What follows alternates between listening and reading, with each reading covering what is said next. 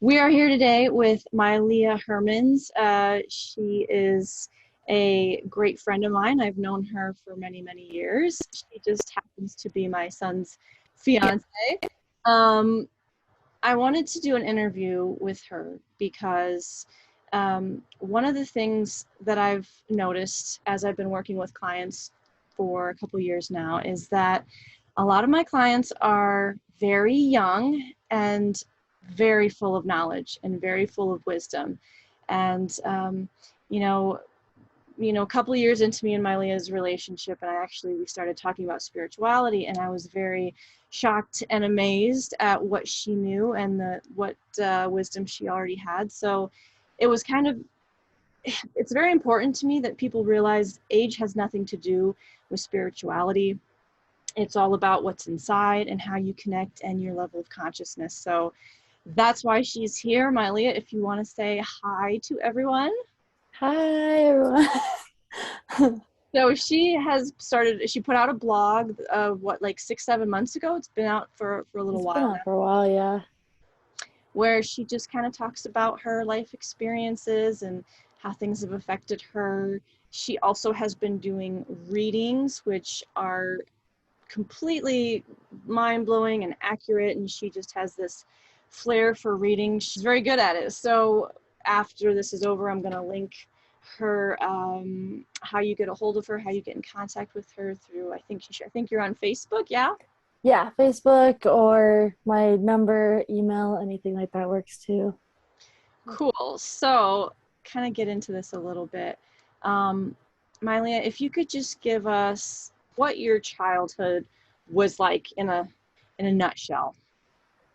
I guess the word that comes to my head is like chaotic, but in a way like organized chaos.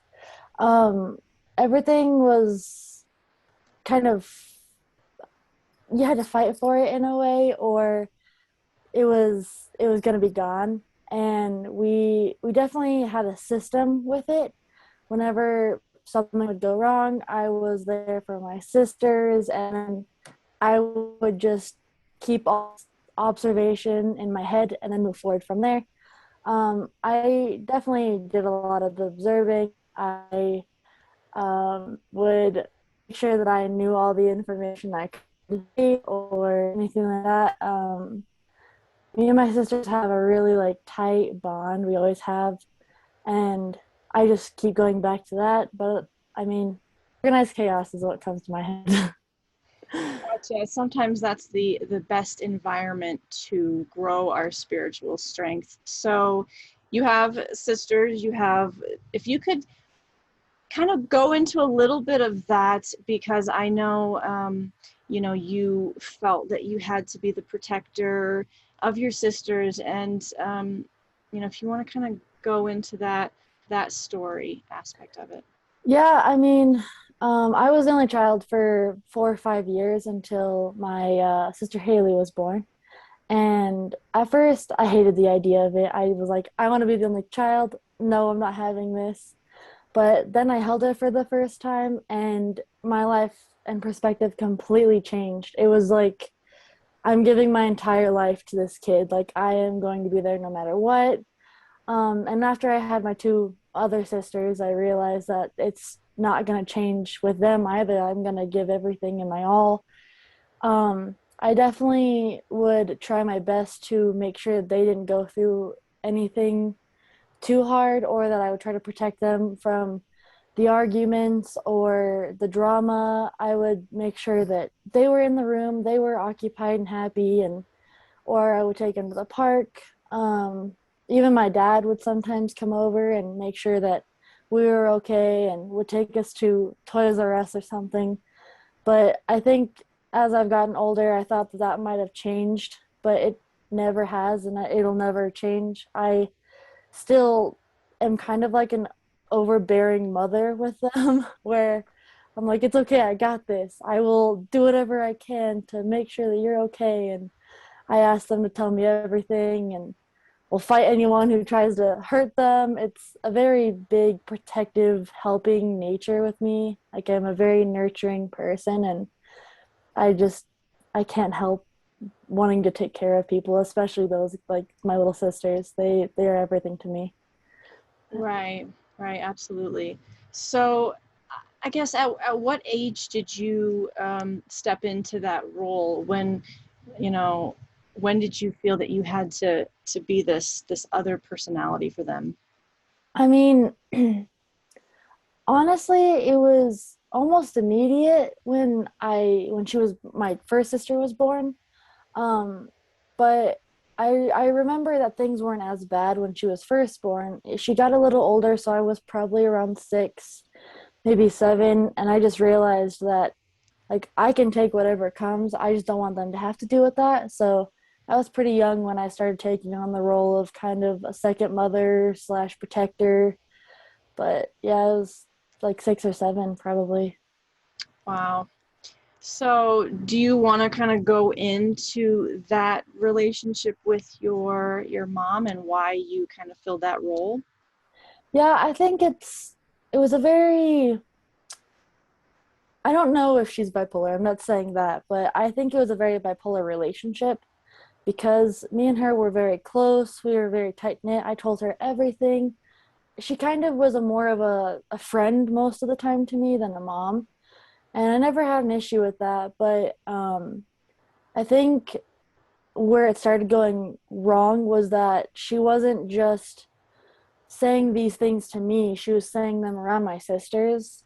And again, I can't really control other people. I've had to learn that I can only control myself in a situation. But being that young and hearing that maybe one day I'm not going to come home and I'm going to just drive my car off of a bridge, it hit hard because I didn't even know how to handle hearing that, let alone if they heard that. And I remember I would stay up on school nights with a phone in my hand, like, is she gonna come home? I'm gonna call the cops. Like, is she gonna come home? It'd be 2, 3 in the morning before she finally would come home, and then I could finally go to sleep. And obviously, like that made me lose a lot of school time and focus. I was also there for a lot of like illegal things. She would siphon gas out of cars. And I was always there. I don't know why, but I would most of the time express how uncomfortable I would be, and it wouldn't matter. Like, I had to be quiet, otherwise, I would get in trouble too. That was something that I was made clear when I was younger.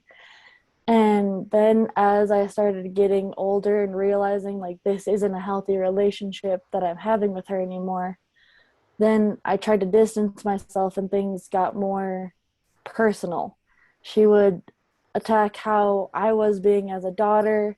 I was a bad daughter. I was a bad friend. Um, she told me how many times that I hurt her trust and that she never wanted to talk to me again, that she'll just give up.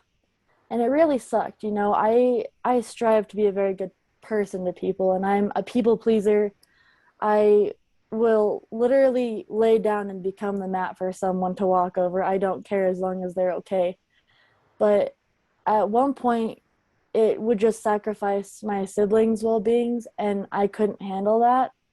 And I would say, listen, you can yell at me all you want. We can fight and bicker all the time. But the second that you start doing to them what you did to me, that is where I draw the line. I can't deal with that. So I just kind of moved forward from it. And now, thankfully, we're getting back together and things are getting a little bit better. But definitely in the past, it's made me a little more resentful. Sure, sure. Yeah.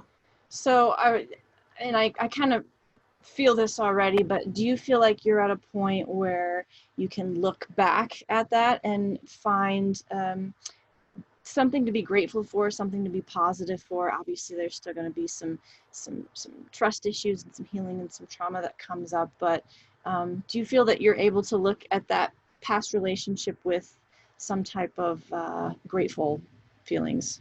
Yeah, I mean, I actually was just talking to her about this the other day where before our relationship was getting better, all I could think of were the moments that I was upset or in danger or uncomfortable, and that's all I could tell people about how she did this to me or how she did that to me, how I felt bad in the situation.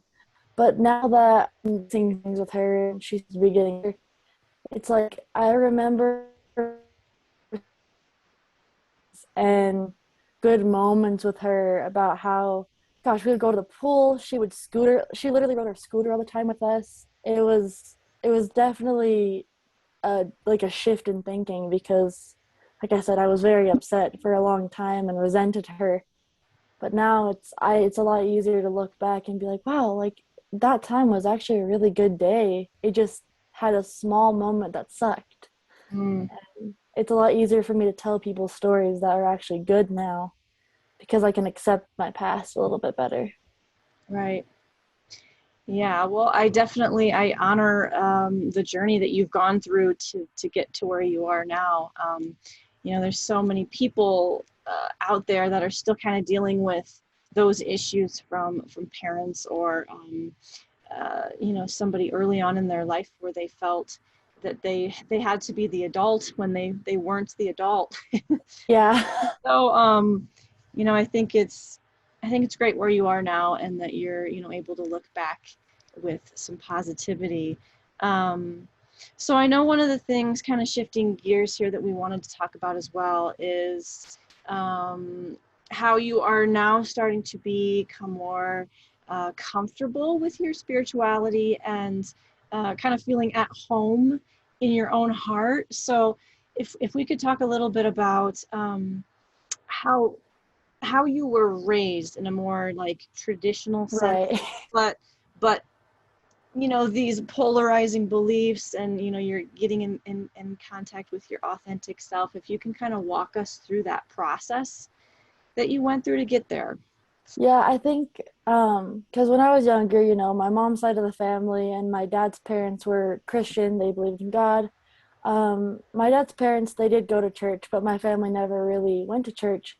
So I grew up, thinking I believe in God and I believe in Christianity and all that. And then just things didn't add up to me when I was younger. And I remember when my mom lost custody of us, I went to go live with my dad. And he is one of the most open-minded people that I've ever met in my life. He is a big part of who I am today, especially with how he raised me. He never pushed anything on me as far as beliefs. He told me some of his, and he's like, I want you to find your own path, figure out, do your own research, and so I did. I started, doing my own research. I was kind of questioning a lot of different religions and finding my own like paths. And I do remember one day I went to a friend's church thing where you do this Bible study. And I asked a simple question, and it was more of an attack answer, like kind of get out of my house. And I was like, oh, I did not mean to do that. And I went home and I did more research and I thought about it. And I had the craziest dream that night about I think that he's a guardian for me, but I had a dream that he came to me and told me everything was going to be okay and that I was on the right track, I was on the right path. And the more I started opening up to new ideas and to new, more like wholesome, or not wholesome, but non traditional ideas, I started figuring out where I fit in this world, and that everything I went through was just to put me on this path right here and pull me forward. And ever since then, everything's made sense. I can make sense of my dreams. I feel more at peace with who I am than I did before. And I just want to help people and move forward and help them figure out where to go from wherever they're stuck. And yeah, that's Perfect. Yeah. So that kind of leads me to this next question. What what advice would you give to somebody who's younger, who is questioning things and things don't sit right with them, and um, there's a lot of fear, of course, especially when you've been raised in more right. of a traditional setting. You don't want to be the outcast. You don't want to be the one that with the tinfoil hat wearing person. You don't want to be that person, but yet that pull to be authentic is so strong. So what advice would you give to, other young people that are feeling that way? I mean, honestly, I can't help but understand why people, especially younger people, are so scared about figuring out things on their own. I thankfully did not grow up in a super strict Christian household or a strict religious household. So I do get a hard time sometimes for how I believe, but I was never outcasted or disowned. And I've told a few of my friends that do have that in their household that don't feel like you can't be yourself just because you're not the same as everyone else. I told one of my old friends that although like it's scary, like how your family could react or how your friends could react, just know that inside, like what's true, do your own research, figure out your own things.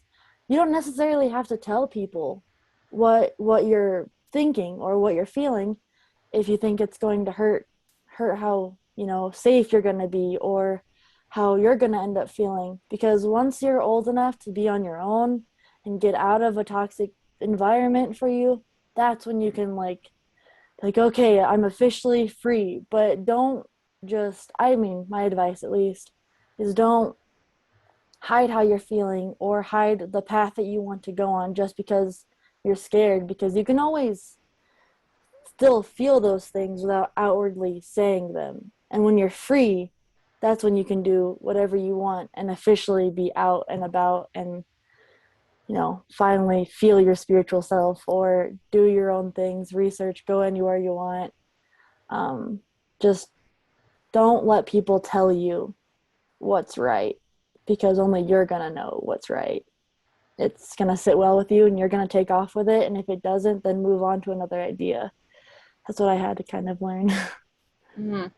Yeah, that's perfect. And I can definitely attest to um, when you finally let go of that fear of what other people think, and you're like you said, you're in your own and you're comfortable in your own beliefs, and you don't have to share them necessarily. I always use the 10% rule. I give somebody 10% of where Yeah. I'm at, and if they're resonating, then I'll give a little more. But if I feel that like, nope, then you Yeah. pull back, and you don't have to hurt people and you don't have to trigger people with your beliefs. But I can definitely affirm that when you finally accept who you are and you're comfortable in your own authentic heart, how good that feels, how good it feels to just be in alignment with um, who you are. And you said something earlier too. When you get in that state of alignment, everything just starts making sense. And all of these things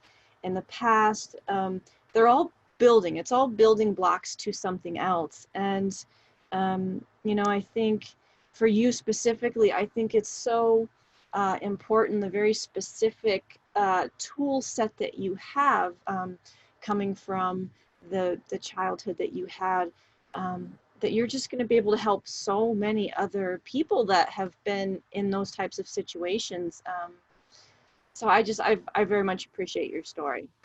Yeah. Well, thank you for hearing it. So let me ask you this. Let's kind of delve into the spiritual world a little bit, because you are so good at your readings and you're so good at reading people and the energy and the aura of even the room. So how does your connection process work? Do you see it? Do you sense it? Do you feel it? Is it a guide that comes in? How does that process look for you? Um, Honestly, it's kind of a little bit of both or all of it, but recently it's been more of a I feel it and kind of go with it. I Even when I was younger, I was able to kind of read the room, and once someone's anything shifted, I instantly was like, "Oh, something's going on there," and I would go forward with the information I had. Um, Sometimes I do like feel it or I will process it differently, especially when it comes to dreams. If I need to hear something, I am told it multiple times in a specific dream. And then that's like, okay, it's shoving it in my face, like, you need to hear this. But other than that, I kind of feel it and then go with it. And if it's not correct, then I kind of go through the direction. When it comes to my readings, it's kind of a gut feeling, is a little voice in my head that, yep. Gotcha. Yeah. Yeah, because there's been times where you've texted me and been like, "Hey, I don't know if I'm supposed to tell you this, but I just got this thing," and it's this paragraph and I'm like, "Whoa." Yeah. Like that was right on point. So it's always very, because I know how I get messages and how and I'm a little bit of all of the above too. You see it, you sense it, you feel it, you have dreams about it. You may have synchronicity. I mean, a song comes on, that sort of thing. Yeah. It's everything in the universe kind of just, it's like, somebody, you're an investigator and somebody comes in and just gives you a box of evidence and it's like, all right, there you go. You Yep. figured it out. Um, so yeah, that's interesting.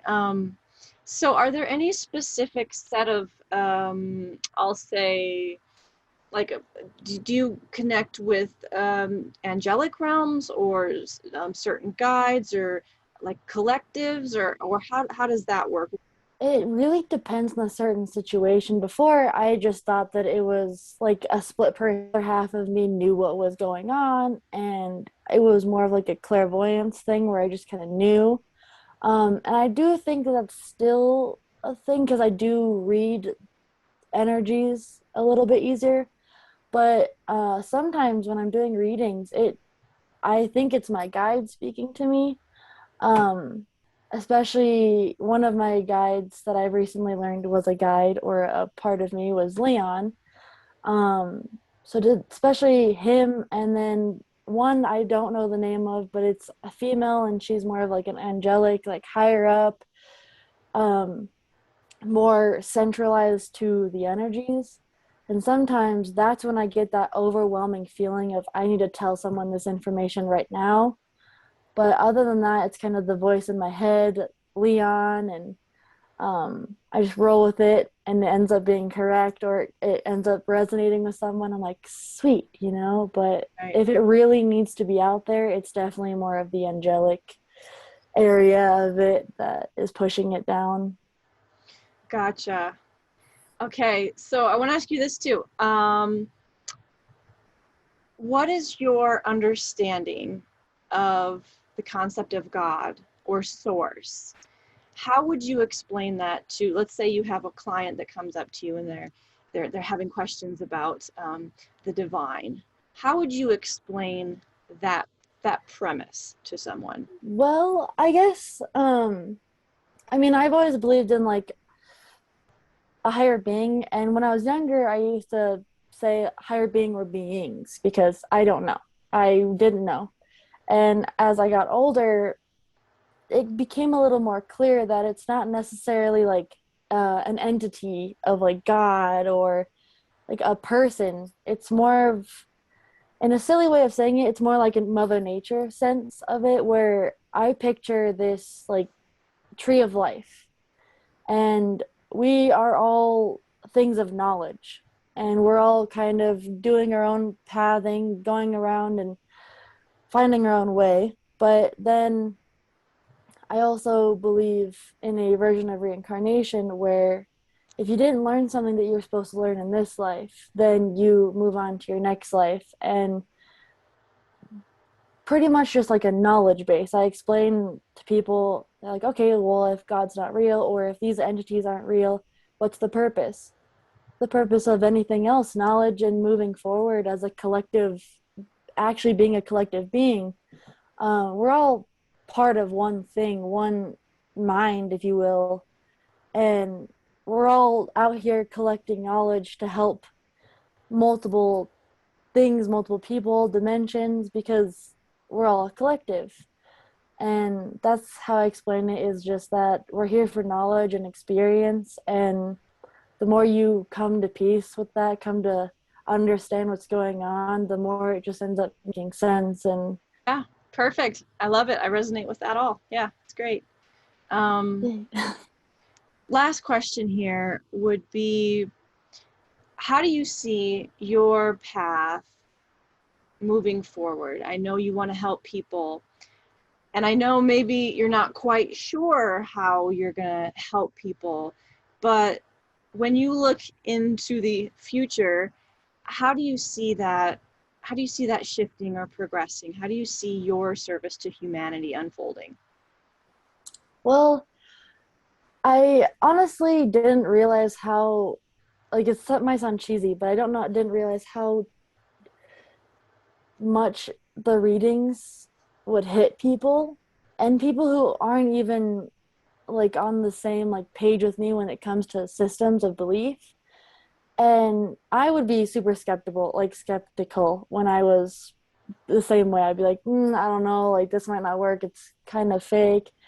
But then I started giving it to people, and I started actually figuring out like what makes sense to me.